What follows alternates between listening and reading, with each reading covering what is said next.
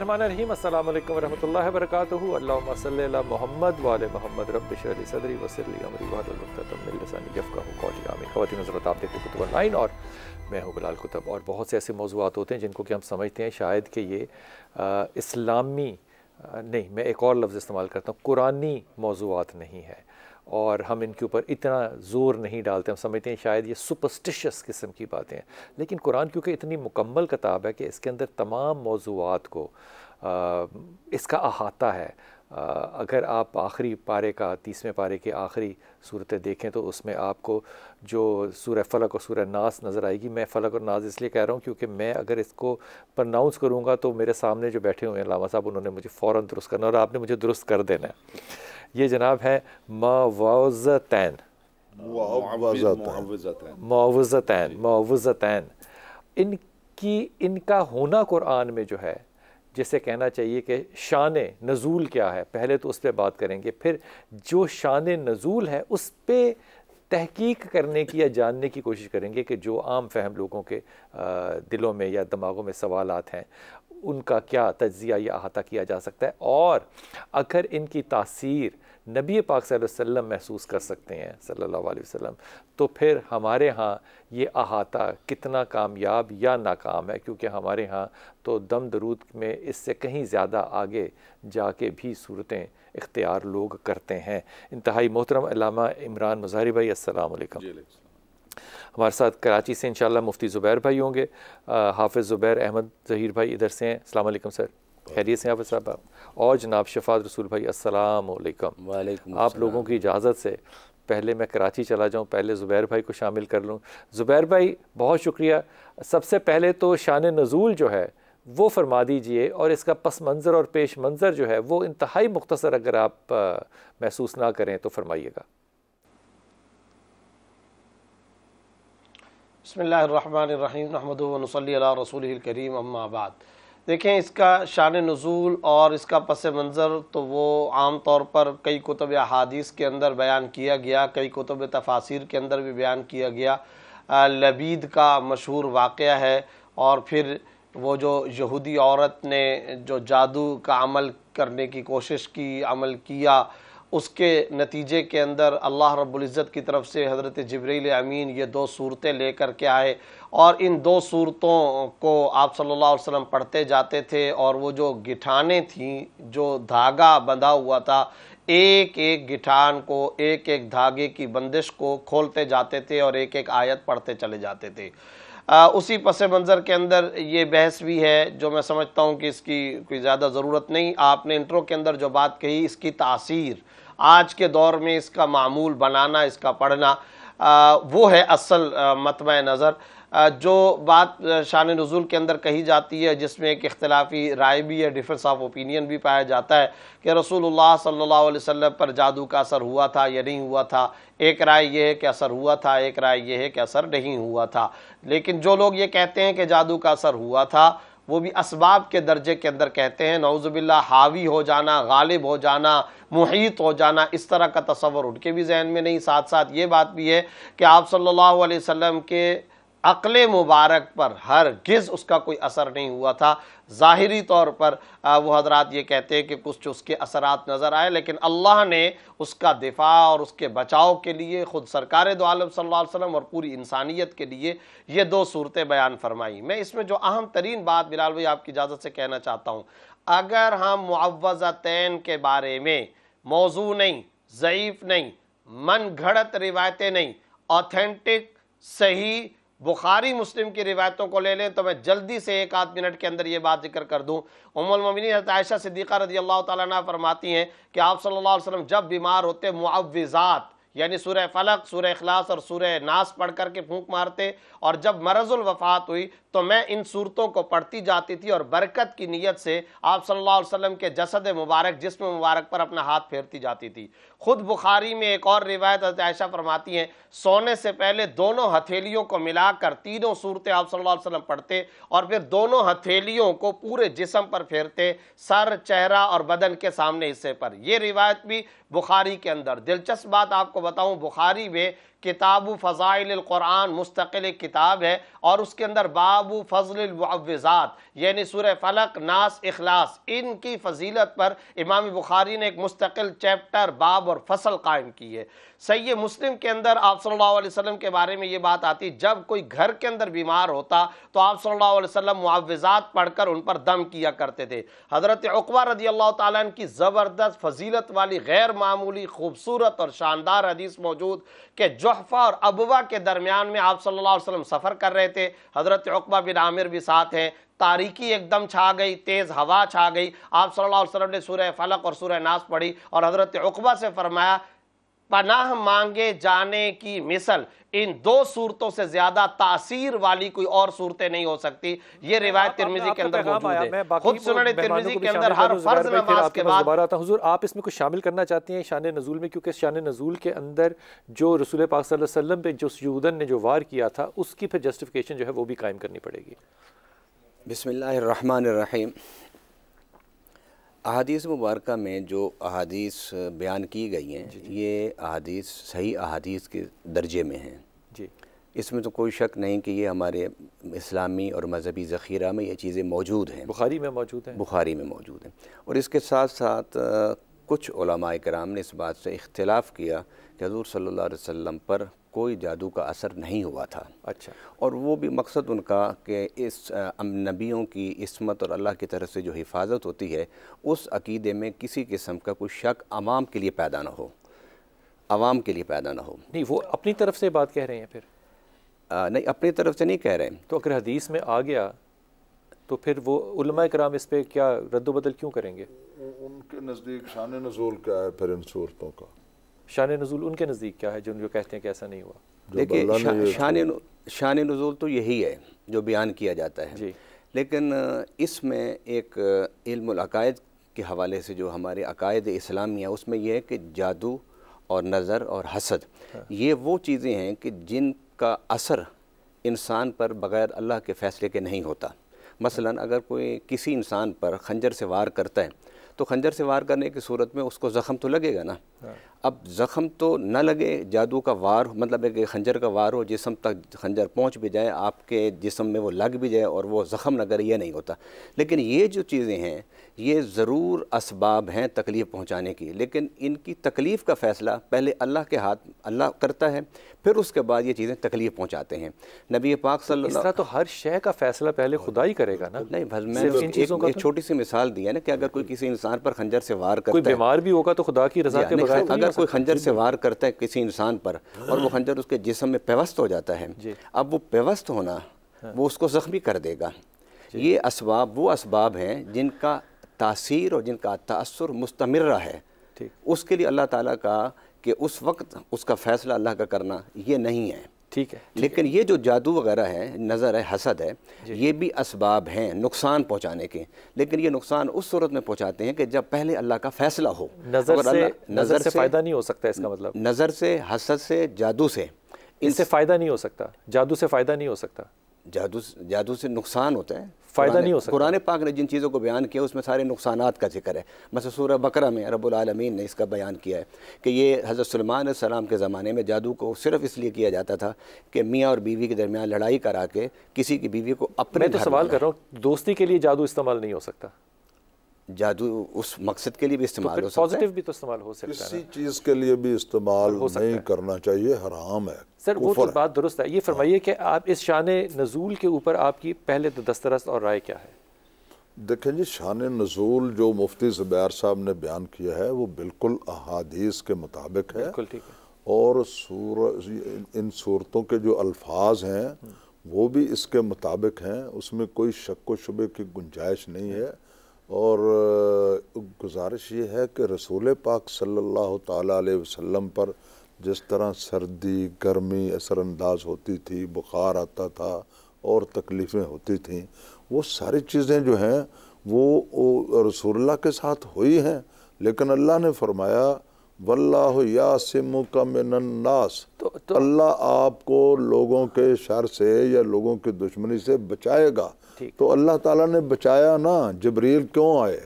جبریل اسی لیے تو آئے کہ بھی یہ وار جو ہے جو کیا گیا ہے اس کو ناکام بنا دیا جائے اور وہ صورتیں ان کو عطا فرمائی گئیں، آپ نے پڑھی تو ان کے اثرات زائل ہو گئے۔ ٹھیک ہے حضور، آپ اس کی شان نزول پہ کیا رائے دیں گے؟ اعوذ باللہ من الشیطان الرجیم، بسم اللہ الرحمن الرحیم۔ شان نزول کے حوالے سے جو روایات ابھی ڈسکس ہو رہی ہیں، ان کے اندر ایک جو مکتب تشیع ہے اس میں یہ ڈفرنس ہے کہ رسول اکرم صلی اللہ علیہ وآلہ وسلم کی کہ جسم مبارک پہ حملے کی بات نہیں ہو رہی، ان کے ذہن پہ، جی ذہن پہ۔ نبی جو ہے وہ معصوم ہے اور ہر لمحہ معصوم ہے، ہر حالت میں معصوم ہے۔ اگر ایک لمحے کے لیے بھی، کیونکہ جو روایات میں چیزیں لکھی ہوئی ہیں اس کے اندر یہ تھا کہ وہ معاذ اللہ کچھ کام کرتے تھے بھول جاتے اور وہ بھول جاتے تھے۔ تو یہاں پہ پرابلم یہ ہے، مکتب تشیع میں، مکتب آل محمد میں اس کی گنجائش نہیں ہے کہ نبی کسی بھی حالت میں کسی وقت بھی کوئی چیز بھول جائے۔ اس کی وجہ کیا ہے؟ اس کی وجہ یہ ہے کہ نبی کے قول پہ، نبی کے فعل پہ، نبی کی منشا پہ پروردگار کی مہر ثبت ہے کہ وما تشاؤون الا ان یشاء اللہ، یہ چاہتے ہی نہیں جب تک میں نہ چاہوں۔ وما رمیت اذ رمیت ولکن اللہ رما، یہ پتھر آپ نے نہیں پھینکے، میں نے پھینکے ہیں۔ وما ینطق عن الہوی ان ہو الا وحی یوحی۔ تو جہاں پہ قول و فعل اور جہاں پہ منشا تک پروردگار کی مہر ثبت ہو، وہاں پہ اس شخصیت کا اعتبار جو ہے وہ قائم نہیں رہے گا۔ اگر ایک لمحے کے لیے بھی وہ کسی چیز کو بھول جائیں گے یا ان کی عقل یا ان کے ذہن پہ کوئی اثر ہو جائے گا۔ یہ شیعہ اسکول آف تھاٹ کے اندر فقہ جعفریہ میں اس کو یوں سمجھایا گیا، امام محمد باقر علیہ السلام کا فرمان ہے اصول کافی کے اندر کہ قرآن پروردگار نے یوں نازل کیا ہے جیسے کوئی شخص بات اپنی زوجہ سے کرے اور سنانا چاہے اپنی پڑوسن کو۔ مخاطب تو رسول خدا صلی اللہ علیہ وآلہ وسلم کو کیا گیا ہے، لیکن مقصود جو ہے وہ امت ہے۔ اس لیے کہ اگر آپ براہ راست جہاں بھی حرف کل آئے گا آپ سمجھیں کہ رسول خدا ہی سے کہا جا رہا ہے، تو قرآن مجید میں متعدد ایسی آیات ہیں جن کو کسی صورت بھی آپ ذات محمد مصطفیٰ صلی اللہ علیہ وآلہ وسلم سے نہیں جوڑ سکتے۔ تو انہوں نے مثلاً قرآن مجید میں یہ ہے کہ اگر تم نے یہ شرک کیا تو میں تمہارے اعمال حبط کر لوں گا۔ تو یہ رسول سے مخاطب نہیں ہے، امت سے مخاطب ہے۔ جی وہی میں عرض کر رہا ہوں کہ قیامت تک جو بھی اس کتاب کو کھولتا ہے وہ اس کا مخاطب ہے، لیکن ذریعہ ظاہر ہے، ذریعہ اول جو ہے رسول خدا صلی اللہ علیہ وآلہ وسلم ہے۔ تو وہ جو انہوں نے بیان فرمایا امام محمد باقر علیہ السلام نے کہ ایک شخص اپنی زوجہ تک بات پہنچانا چاہتا ہے لیکن وہ ڈائریکٹلی اسے نہیں کہتا، وہ اپنی بیوی سے بات کرتا ہے اور اس تک پہنچتی۔ یہ ہے سارا معاملہ جی۔ ٹھیک ہے، اگر سحر کا تو آپ اس کی پھر تعبیر کیسے کریں گے کہ یہ کیوں اتری دونوں؟ اتری اس لیے کہ یہ جو عمل ہو رہا تھا جناب موسیٰ علیہ السلام کے دور سے، نہیں یہ عمل یوں ہو رہا تھا جی کہ جناب موسیٰ علیہ السلام کے دور سے لوگ کوشش کر رہے تھے، کیونکہ جو سحر ہے، جادو جو ہے، اس کا کوئی ہارڈ اینڈ فاسٹ رول نہیں ہے، نہ وہ علم ہے جیسے کیمسٹری ہوتی ہے یا فزکس یا میتھمیٹکس ہے۔ وہ ہر بندے کے اپنے اٹکل پچو ہیں، کسی کو لگتا ہے کہ لگ گیا اور کسی کو لگتا ہے کہ نہیں لگا۔ یا تو اس کے کوئی قوانین ہوں تو آپ کہیں کہ یہ ایک علم ہے باقاعدہ طور پہ۔ تو وہ لوگ کر رہے تھے، مسلسل کر رہے تھے، عہد رسول اللہ صلی اللہ علیہ وآلہ وسلم میں بھی کر رہے تھے۔ لیکن جب ہم حضرت موسیٰ علیہ السلام کی جب بات کرتے ہیں آغا جی، تو پھر ہم کہتے ہیں کہ وہ بنیادی طور پہ نظر کا دھوکہ تھا۔ جی وہ نظر آ رہا تھا لیکن ایسا تھا نہیں۔ لیکن جب ہم رسول پاک صلی اللہ علیہ وسلم کی بات کرتے ہیں تو ہم کہتے ہیں کہ یہ نظر کا دھوکہ نہیں تھا، یا خیال کا یا زبان کا دھوکہ نہیں تھا، یہ تھا، اور وہ گرہیں لگی ہوئی تھیں اور ان کو پھر ایک ایک کو پڑھ پڑھ کے کھولا گیا۔ تو ہم اس اثر کو عین سمجھتے ہیں، نہیں اس طرح ہے، وہاں پہ ہم عین نہیں سمجھتے۔ اس طرح ہے بلال بھائی کہ اوورآل اگر آپ پورے قرآن کو بھی پڑھیں نا جی، تو جو سحر ہے، جو جادو ہے، اس کو سوائے ایلیوژن کے میں نے اس کے اندر اور کچھ نہیں دیکھا۔ اس کے اوپر بہت سارے ایسے افراد، نبی تو ایلیوژن سے بالا ہوگا، ایلیوژنز کا تعلق ہی نہیں ہے جی نبی سے۔ اگر نبی ہی ایلیوژن کا شکار ہو جائے گا تو پھر ہدایت کا سارا جو پروسیس ہے اس کا اعتبار کیا رہے گا؟ آپ اس بات کو یہاں روک دیجئے، میں پہلے سے زبیر بھائی کو شامل کر دوں اس میں۔ آپ کچھ کہنا چاہتے ہیں تو نہیں، میں ان سے زبیر صاحب بھائی کو شامل کر لوں۔ زبیر بھائی دو باتیں آپ سے عرض کرتا ہوں۔ دیکھیے، ہم ہمیشہ اپنے سلیبس میں حدیث کے نام پہ یہ بات پڑھتے رہے کہ رسول پاک پہ کوڑا پھینکا جاتا تھا، پھر جب بڑھاپا آ گیا تو پتہ چلا کہ وہ حدیث تھی ہی نہیں، ضعیف میں سے بھی نہیں تھی، پتہ نہیں کہاں سے کوئی نکال کے لایا ہوگا،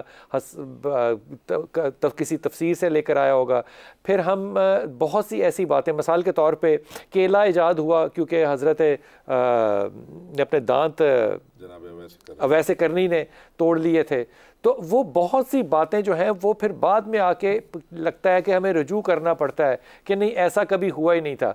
तो इस बात में कोई तहकीक में कमी पेशी तो नहीं है कि हम कह रहे हैं कि रसूल पाक पे एक यहूदन जो है वो कर सकती है जादू, और अल्लाह को उसकी मुखालफत में फिर रसूल पाक सल्लल्लाहु अलैहि वसल्लम के ऊपर ये वही नाजिल करना पड़ी, क्योंकि वही का नज़ूल जो है वो तो फिर जादू की हालत में नहीं हो सकता, या हो सकता है।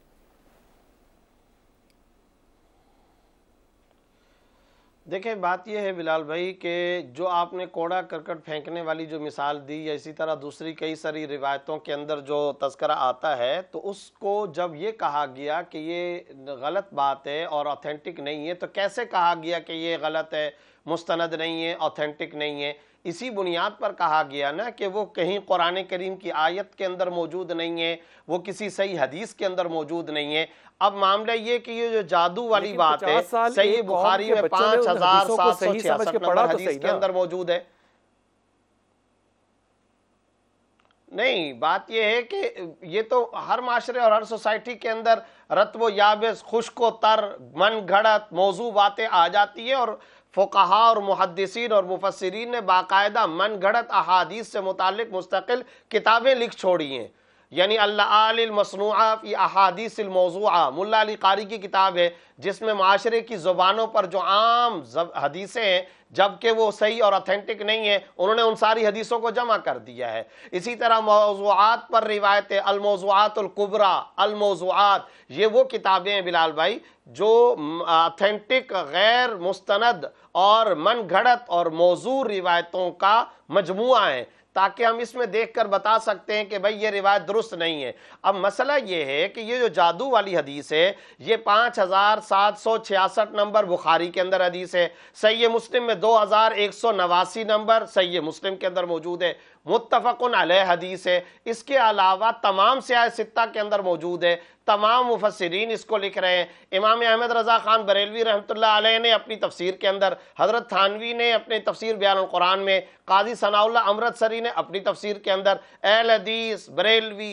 देवबंदी, तमाम मकाते फ़िक्र इसको लिख रहे हैं। हाँ, आपने अभी जैसे बात आई है, अभी मोहतरम ने बात की है अहले तशय्यो का, इसी तरह पिछले फ़िरक़ों में मुअतज़िला की ये राय थी कि नबी पर जादू का असर नहीं हुआ। इसीलिए मैंने शुरू में कहा था कि दो राय हैं। लेकिन बिलाल भाई, मैं एक बात ये कहना चाहता हूं, जादू है क्या? जादू एक मर्ज है ना, एक बीमारी है ना, एक तकलीफ है ना। तो जैसे दूसरे अमराज नबी को हो सकते थे, जैसे दूसरी तकलीफें नबी को हो सकती थी, जैसे दूसरी बीमारियां नबी को हो सकती थी, बुखार हुआ, मरज़ अंदर रुकावट डालते हैं ना लोग, किसी का रिस्क बंद करते हैं, किसी की जिंदगी की शादियां बंद करते हैं, किसी का ख्याल बंद करते हैं, नजरबंदी होती है। अल्लाह के अमर में कोई रुकावट नहीं डाल सकता। नहीं नहीं नहीं, तो फिर जादू होता क्या है? बिलाल भाई यहीं पर रुक जाइए। अल्लाह के अमर के अंदर नहीं, अल्लाह के अमर के अंदर कभी भी कोई रुकावट नहीं डाल सकता। हाँ, अल्लाह की मशीयत के खिलाफ कोई बंदा कर सकता है, बंदिश हो सकती है, हरगिज अल्लाह के अमर में नहीं हो सकता, अल्लाह की मशीयत के खिलाफ होगा। यानी क्या मतलब, जब कोई आदमी जादू करता है तो, जी मैं अर्ज करना चाहता हूं, जब कोई गलत अमल करता है तो उसके नतीजे के अंदर, असबाब के नतीजे में मुसब्बब आएगा। आग जलाओगे, वो जलाएगी, वो फिर होता क्या है? काटेगी। तासीर क्या होती है उसकी, फिर ये फरमा दीजिए। मैं ये अर्ज कर रहा हूं, एक होता है कसब, एक होता है खल्क। कसब मना है, खल्क अल्लाह की तरफ से हो जाता है। और ये याद रखे। अच्छा, एक और मुझे बात बताइए, सर्दी लगे और नबी को बुखार हो जाए, क्या कहेंगे? सर्दी नबी पे हावी हो गई है। क्या कहेंगे? हवा नबी पे मोहित और हावी हो चुकी है, गालिब हो चुकी है। ओहद में शिकस्त नहीं हुई, लेकिन मूसा अलैहिस्सलाम पर जादू का असर कुरान के अंदर नहीं आया। कि सर्दी लगने का, जुकाम का, ये बुखार का वही से ताल्लुक नहीं होगा, वही इस हालत में भी आ सकती है। लेकिन जब कोई शख्स ये कहे कि मैंने ख्याल को बांध दिया है, तो फिर कैसा? बिस्मिल्लाहिर्रहमानिर्रहीम। हुज़ूर अक़दस, आपने ज़ुबैर भाई का आर्गूमेंट सुना, मेरा आर्गूमेंट जो है ना वो बिल्कुल डिफरेंट है। मैं सिर्फ ये जानना चाह रहा हूँ कि एक अगर कोई गिरा लगाता है, कोई यहूदन है, एक तो वो यहूदन है, क्या वो मेरे नबी पे कर सकती है कोई अमल? मेरा दिल इस बात को नहीं मानता, आप मुझे कहेंगे तो मैं अकीदे के तौर पर इसको कबूल कर लूँगा। लेकिन जब कोई करता है तो उसका असर और उसकी तासीर होती क्या है, जिसको कुरान जो है वो उसका तोड़ करेगा? वो तासीर क्या है? बुखार की हालत में है, ज़ुकाम लग जाता है, क्या होता है? गुजारिश ये बिलाल भाई, जितनी गुफ्तगू अब तक हुई है इसमें दो चीज़ों को आपस में मिक्सअप हम कर रहे हैं। नबी अकरम सल्लल्लाहु अलैहि वसल्लम पे हमला होना, दंदान मुबारक का ज़ख्मी होना, इसको क़यास इस पे नहीं किया जा सकता। जो बात हम कर रहे हैं कि जादू के ज़रिए नबी अकरम सल्लल्लाहु अलैहि वसल्लम पर ऐसी कैफियत तारी कर दी जाए कि उन्हें ये आर्गुमेंट पैरेलल नहीं है, ये पैरेलल नहीं है, इसका मतलब लॉजिकल नहीं है। ठीक है, उसकी डोमेन ही अलग है और उसकी डोमेन ही अलग है। वो बशरी कैफियत हो सकती है, लेकिन ये कैफियत मुख्तलिफ है। ये मुख्तलिफ है क्योंकि नबी अकरम सल्लल्लाहु अलैहि वसल्लम की ज़ात जी सिफ़ात जो है उसका ताल्लुक हिदायत से है।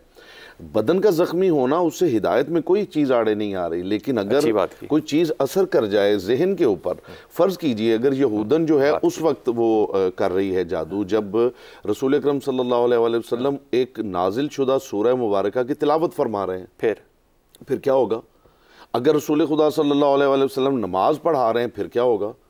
तो वो जो हिदायत का मरहला है उसको कैसे हम सर्टिफाई कैसे जिस्मानी जख्म जो है वो हिदायत के रास्ते में नहीं आता, लेकिन ये ज़हनी मसला जो है ये हिदायत के अच्छा, मैं इसमें अर्ज करूं मेरी ज़ाती जो इस पे रिसर्च है इसके हवाले से, जादू के हवाले से जो कुछ जुबैर भाई मैं आ रहा हूँ आपके पास। नहीं, रिवायात में ये लिखा हुआ है क्या असर हुआ था, क्या भूल जाते थे? जी मैं वो मतलब मुनासिब ही नहीं है वो चीज़ें कि वो बयान हो, वो बाकायदा तौर पे लिखा हुआ है। जो जादू को मैंने अभी तक समझा है ना जी, वो ये है कि ये एक इल्यूजन है। अमीरुल मोमिनीन अली इब्न अबी तालिब अलैहिस्सलाम ने एक बात की है और उसने मुझे मजबूर किया कि इसके ऊपर रिसर्च की जाए कि असल में है क्या। लोगों का ख्याल है जादू से जो है वो किसी को उस टांग उड़ा दी जाएगी, जादू से किसी को अंधा कर दिया जाएगा। कतन ऐसा नहीं होता, कतन ऐसा नहीं होता। कोई रोटी बंद, किसी का रिश्ता बंद, बिल्कुल कतन ऐसा होता नहीं है। ये लोगों की बस ऐसे ही बनाई हुई बातें हैं। इससे होता क्या है? जनाब अमीर अलैहिस्सलाम से किसी ने पूछा कि या अली क्या जादू होता है, जादू का असर होता है?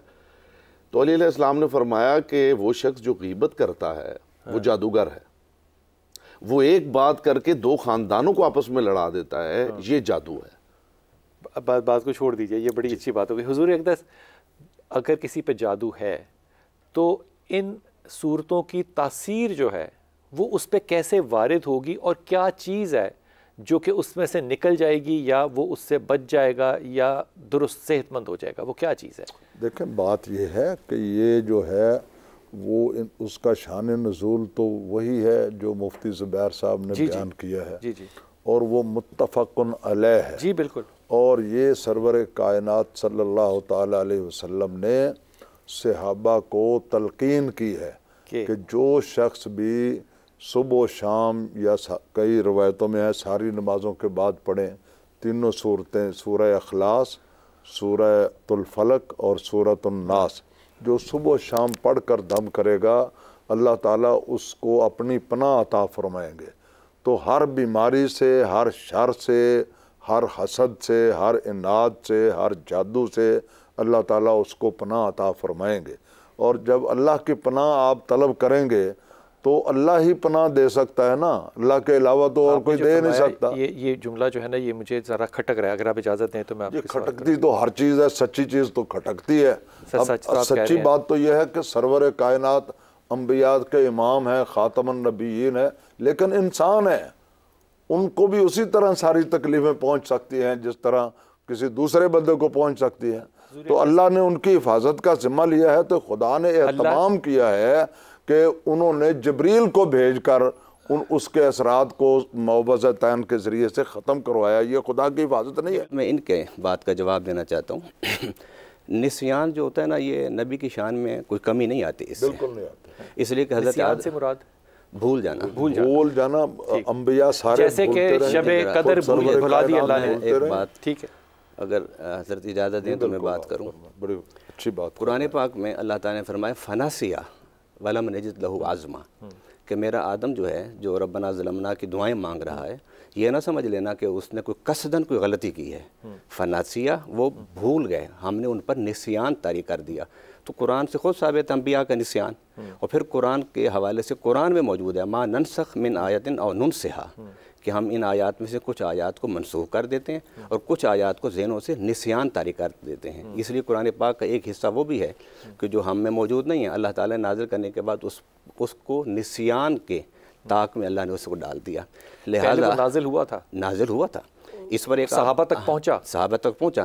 اس پر آپ ایک موضوع رکھ سکتے ہیں کہ یہ جو نسخ یعنی ناسخ و منسوخ کا جو ایک عقیدہ ہے یہ تو سب میں مشترک ہے نا, کہ سب مانتے ہیں کہ قرآن پاک کی کچھ آیات ناسخ ہیں, کچھ آیات منسوخ ہیں. ان کی اقسام ہماری عقائد کی کتابوں میں, ہماری کتابوں میں موجود ہیں. لہٰذا اگر نبی پاک صلی اللہ علیہ وسلم پر جادو نے اثر کیا اور اس اثر کے نتیجے عیب نہیں ہے, اگر میں وہ بات کو اگر اس اثر کے نتیجے میں نبی صلی اللہ علیہ وسلم نے اگر کچھ بھولیں تو یہ نبی کی عزت اور عظمت پر کوئی اس پہ حرف نہیں آتا. وہ اس لیے کہ جب آپ نے بات کی نا کہ وحی اور قرآن اور ہدایت اس پر اثر پڑتا ہے تو اس پر بھی اثر نہیں پڑتا, کیونکہ قرآن پاک میں رب العالمین نے فرمایا ان علینا جمعہ و قرآنہ فاذا قرأناہ فاتبع قرآنہ. اے میرے حبیب صلی اللہ علیہ وسلم جب وحی نازل ہوتی تھی تو حضور اسے جلدی جلدی پڑھتے تھے. تو آپ نے کہا نہ کریں, فرمایا کہ تم جلدی نہ کرو, آرام سے جبرائیل کی بات کو سنو. وحی نازل ہوتی ہے, تم یہ سوچتے ہو کہ جبرائیل چلا جائے گا تو مجھے کوئی ایسی چیز رہ نہ جائے مجھ سے, تو تم اس فکر سے. فرمایا پیارے یہ تو ہمارے ذمہ ہے, ہم نہ تجھے کوئی چیز بھولنے دیں گے اور نہ کوئی چیز ایسی ہوگی جو تجھ سے رہ جائے گی. اس کو نازل کرنا, اللہ نے اٹھا لیا, اس کو نازل کرنا, اس کو جمع کرنا, اس کی حفاظت کرنا, یہ ہمارے ذمہ ہے, ہم اس کام کو کریں گے. لہٰذا ان دو عقیدوں کو آپس میں مکس نہ کیا جائے کہ اگر نسیان جادو کے ذریعے سے اگر کسی بھی حدیث سے ثابت ہوتا ہے, اور ہوا ہے, حضور صلی اللہ علیہ وسلم نے نماز پڑھائی, نماز پڑھ کے فارغ ہوئے تو حضور کے ایک صحابی تھے, ان کا نام تھا ذوالیدین, ان کے ہاتھ ذرا لمبے تھے عام, تو اور تو صحابی کو نہ بولا, تو ان کو کہا کہ حضور ان سے مزاح بھی کرتے ہیں. فرمایا ذرا پوچھو حضور صلی اللہ علیہ وسلم سے, حضور نماز مختصر ہو گئی یا حضور آپ بھول گئے؟ 3 دفعہ پوچھا تو 3 دفعہ حضور نے فرمایا کہ نہ میں بھولا ہوں نہ نماز مختصر ہوئی ہے. تو پھر حضور صلی اللہ علیہ وسلم نے صحابہ کی طرف دیکھا تو انہوں نے ادب سے سر ہلا دیا, فرمایا میں بھول گیا ہوں, اور اس کو بھی اسی سحر کے نتیجے میں کہا گیا. لہٰذا نسیان کو انبیاء کی شان میں نقصان, یہ اسلام کا عقیدہ نہیں. زبیر بھائی آپ نے ساری گفتگو سنی, پہلے آپ تو اس پہ کوئی رائے دینا چاہیں تو وہ دے, دوسرا یہ فرمائیے کہ ایک عام امتی, ایک عام شخص, ایک عام مسلمان جو ہے وہ ان آیتوں سے, ان صورتوں سے کیسے استفادہ اور کیا کیا استفادہ لے سکتا ہے؟ جزاک اللہ بلال بھائی, یہ جو ابھی آپ نے بات فرمائی یہ میں سمجھتا ہوں ہمارے آج کے پروگرام کا اصل حاصل لب لباب اور خلاصہ ہے, اور اسی پر ہم کو آنا چاہیے. پہلی بات یہ کہ ابھی جو مجھ سے پہلے گفتگو فرما رہے تھے بریک سے پہلے, شیخ میں نام ان کا نہیں, شفاعت رسول, کیونکہ میں دیکھ نہیں پا رہا آپ کو, شفاعت رسول, ان کے بارے میں ایک بات عرض کرنا چاہتا ہوں. انہوں نے فرمایا 90% مسالک کو تصحیح کرنی پڑے گی. ان کی اس بات سے میں ایگری نہیں کرتا. جو بات اوتھینٹک نہیں ہوتی, یا جو روایت یا جو حدیث فضیلت کے اندر ہو یا غیر فضیلت میں ہو, حلال یا حرام سے متعلق ہو, جائز یا ناجائز سے متعلق ہو, مستند ہوگی تو مستند, اوتھینٹک اور غیر اوتھینٹک کو ہم بیان کر دیتے ہیں, اور اسی پر چلنا چاہیے. جو صحیح چیز ہو, پکی, پختہ, مضبوط, توانا, مستحکم, اسی کو لینا چاہیے, اسی کی تبلیغ اور نشر و اشاعت کرنی چاہیے. ہاں فضائل کے اندر ترغیب کی سطح پر بعض حضرات بعض فضیلت والی روایتوں کو صرف عمل کی حد تک, مگر اس کا حلال و حرام, جائز و ناجائز سے کوئی تعلق نہیں ہوتا, اس کا ایک مخصوص ڈومین ہوتا ہے. مسالک کی تصحیح کے بجائے ہم اس طرف آئیں. دوسری بات جو حضرت نے فرمائی اس سے میں بالکل اتفاق کرتا ہوں کہ اگر اس جادو کے نتیجے میں فرض کرو ظاہری طور پہ چند برتنے کی چیزوں کے اندر کوئی نسیان طاری بھی ہو جائے, یعنی کچھ چیز میں بھول کا معاملہ ظاہر بھی ہو جائے, تو یہ انبیاء کی عظمت, انبیاء کی جلالت, انبیاء کی زبردست بلند شان, ان کے بالا مقام پر اس کا کوئی نقص اور کوئی اثر نہیں ہے. یہ مجھے بتائیں نمازوں میں سجدہ سہو کیسے آیا؟ آخر سجدہ سہو کی حدیثیں موجود ہیں یا نہیں؟ سارا ذخیرہ حدیثیں بھرا ہوا ہے, مجموعہ احادیث بھرا ہوا ہے, تو کوئی نہ کوئی بھول پن ہوا, رکعتیں. پھر حضرت ذوالیدین رضی اللہ تعالیٰ عنہ کا تذکرہ آیا, آپ صلی اللہ علیہ وسلم نے 4 کے بجائے 5 رکعتیں پڑھا لی, 3 رکعتیں پڑھا دی 4 کے بجائے. اس میں باقاعدہ صحابہ نے پوچھا, حضرت ذوالیدین نے فرمایا یا رسول اللہ آپ پر نسیان آ گیا, یا یہ ہے کہ نماز کی رکعتوں کے اندر اللہ کی طرف سے کمی آ گئی؟ آپ نے وحی کی بات کو ریلیٹ کیا. بلال بھائی ایک نقطہ کر کے پھر آپ کے سوال کی طرف آنا چاہتا ہوں. یاد رکھیں اس جادو وغیرہ کا ذرہ برابر وحی قرآن پر کوئی اثر نہیں ہو سکتا, کیونکہ وحی اور قرآن کی حفاظت تو اللہ نے اپنے ذمہ لے رکھی ہے. اِنَّا لَهُ لَحَافِظُونَ, اللہ نے فرما رکھا ہے, لہذا وہ اس کیفیت میں یا اس درجے کا وہ ہو ہی نہیں سکتا ہے, اور نہ ہی کوئی نقص آ سکتا ہے. پھر ساتھ ساتھ یہ بات بتائیے, ہم اس کو تلقین انا سنلقی علیک، ہم اس قرآن کو آپ پر تلقین کرتے ہیں، ہم جمع کرتے ہیں، ہم پڑھوائیں گے، آپ جلدی نہ کیجئے، ہم آپ کی زبان پر طاری کریں گے، ہم قیامت تک ہمیشہ اس کی حفاظت کرنے والے، تو وہی پر اس کا کوئی اثر نہیں آ سکتا۔ آخر میں آپ کے سوال کے جواب میں عرض کرنا چاہتا ہوں، سفر میں پڑھنا، فجر کی نماز میں پڑھنا، صبح شام پڑھنا، معوذتین کو ہر نماز کے بعد پڑھنا، سفر سے پہلے پڑھنا، سونے سے پہلے پڑھنا، بچھو کے ڈسنے سے پڑھنا، جنات سے بچاؤ کے لیے پڑھنا، انسانوں کی نظر بد سے بچاؤ کے لیے پڑھنا، ہر بری چیز سے پناہ کے حصول کے لیے پڑھنا، ہر جمعے سے اگلے جمعے تک برے واقعے بری خبر سے بچاؤ کے لیے پڑھنا، یہ سارے کے سارے وہ مقاصد ہیں جو اتھینٹک بخاری مسلم کی حدیثوں میں رسول اللہ صلی اللہ علیہ وسلم نے تلقین فرمایا ہے۔ معوذتین سیکورٹی گارڈ ہیں، سیفٹی گارڈ ہیں، ہماری محافظ صورتیں ہیں۔ آج آپ کے پروگرام سے میں یہ پیغام دینا چاہتا ہوں، ہر گھر میں پہلے زمانے میں نانیاں دادیاں پڑھا کرتی تھی، بچوں پہ دم کیا کرتی تھی، گھر کا حصار کیا کرتی تھی، مریض کا حسر کر دیا کرتی تھی۔ آج ہماری زبانوں سے، دل دماغوں سے، بچوں اور بڑوں سے یہ صورتیں نکل گئیں۔ خدا را آج آپ کے پروگرام کے توسط سے حقیقی اور مؤثر پیغام یہ دینا چاہتا ہوں،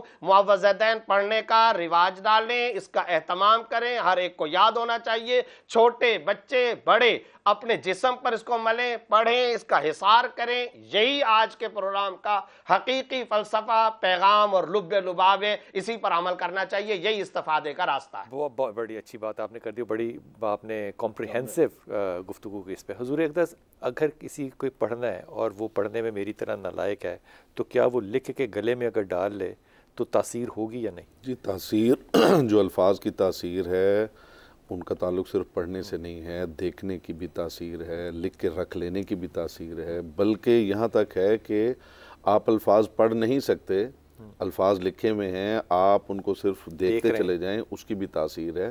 قرآن مجید، خود قرآن مجید کے بارے میں یہ روایات موجود ہیں کہ ایک شخص اگر اس کو پڑھ نہیں سکتا تو وہ اس کو صرف دیکھتا چلا جائے تو بھی قرآن مجید کے اثرات ہیں۔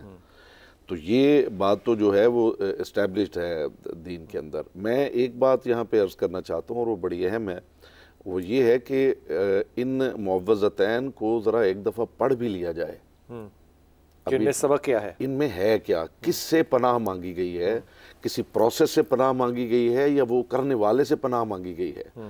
اگر اس کے اندر یہ الفاظ موجود ہیں کہ میں پناہ مانگتا ہوں خدا کی اندھیرے سے جب وہ چھا جائے، تو سوچنے کی بات یہ ہے کہ اندھیرا چھاتے ہی کیا جادو شروع ہو جاتا ہے، یا اندھیرے کے اندھیرا ہونے کی وجہ سے جو نقصانات ہو سکتے ہیں اس میں خدا کی پناہ چاہتا ہوں۔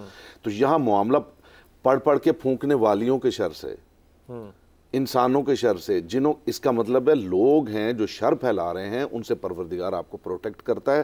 کہیں پہ کسی پروسیس کی بات نہیں ہوئی ہے کہ وہ جو پروسیس ہوا ہے اس سے میں حفاظت چاہتا ہوں، کیونکہ وہ مجھے اب جو ہے نا وہ ختم کیے جا رہا ہے۔ ٹھیک ہے حضرت، کیا نبیوں کو بھی شر سے محفوظ رہنے کے لیے اللہ سے پناہ مانگنی پڑتی ہے؟ تو یہ صورتیں تو یہی بتا رہی ہیں نا، یہی بتا رہی ہیں۔ تو گزارش یہ ہے کہ میری درخواست یہ ہے کہ بڑی اچھی خوبصورت باتیں ہو گئی ہیں، اور دیکھیں یہ جو قرآن پاک کی یہ جو 2 صورتیں ہیں ان کا ترجمہ بھی لوگ پڑھ لیں، معنی مفہوم کو سمجھیں، اور اگر تھوڑی سی تشریح بھی پڑھ لیں تو بڑی اچھی بات تو ان کو جب وہ دم کریں گے تو ان کو معنی مطالب بھی معلوم ہوں گے، تو اس کے اثرات یقینی ہو جائیں گے۔ شفاعت بھائی، آپ اس کا جو ایک چیز میں تھوڑا سا عرض کرتا ہوں کہ یہ قرآن جو ہے اس کو پڑھنا چاہیے، سمجھنا چاہیے، اس پر غور و فکر کرنا چاہیے، جس کی قرآن خود ترغیب دیتا ہے، اللہ حکم دیتا ہے۔